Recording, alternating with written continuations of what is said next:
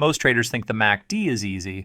Blue line crosses above the orange line means it's time to buy.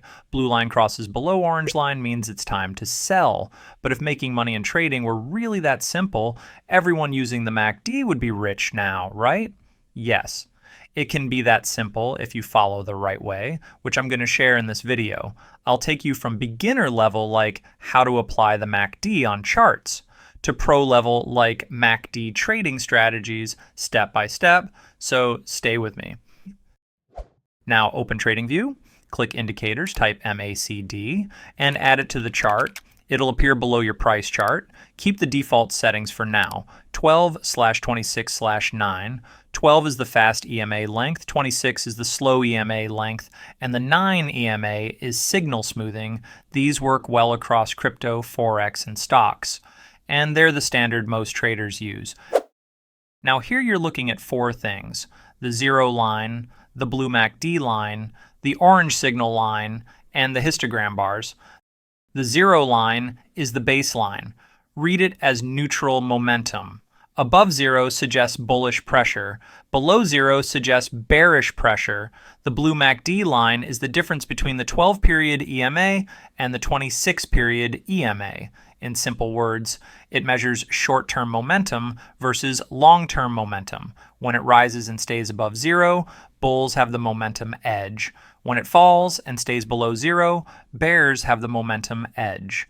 The orange signal line is a 9-period EMA of that blue line, so it's a smoothed version of momentum. It lags slightly and helps you see turns more cleanly.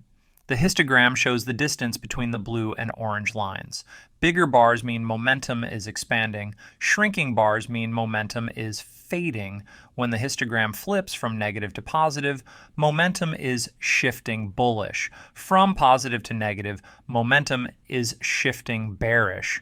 Best MACD settings are default, so keep 12/26/9 without any changes. If you ever adjust, smaller numbers make it more sensitive, more signals, more noise, and larger numbers make it slower, fewer signals, stronger moves only. For most traders, defaults are best. Now let's talk about how to avoid false signals. Before trusting any MACD signal, check the trend first. If the overall market is going up, focus only on buy signals from MACD.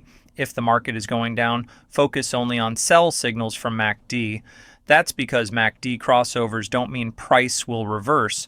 They only show that momentum is changing, not the entire trend. So here's the simple checklist. Trend direction first, find support or resistance second.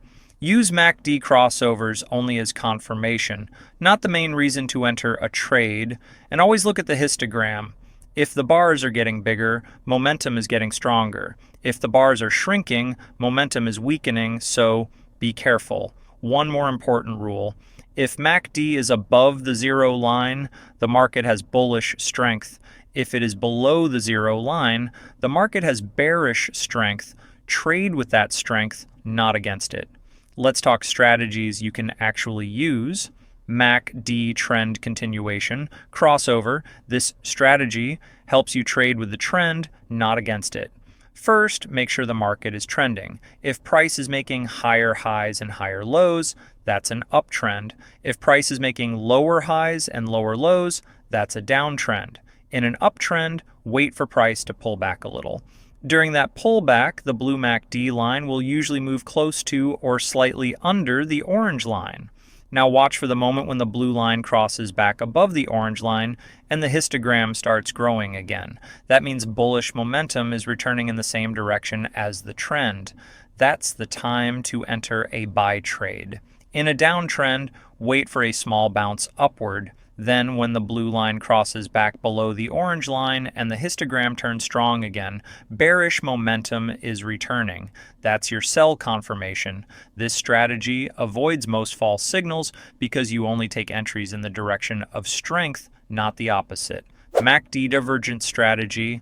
This helps you catch early reversal signals when a trend is getting weak. A divergence means price and the MACD are disagreeing. Bullish divergence. Price makes a lower low. but the blue MACD line makes a higher low. This shows sellers are losing strength. It can be a sign that the downtrend may slow down or reverse upward soon.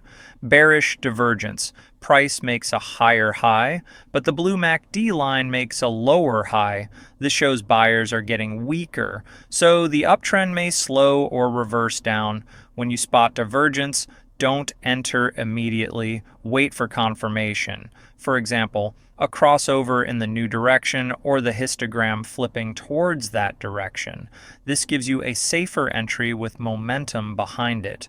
Now, there are a few more powerful MACD strategies I can teach you in upcoming videos.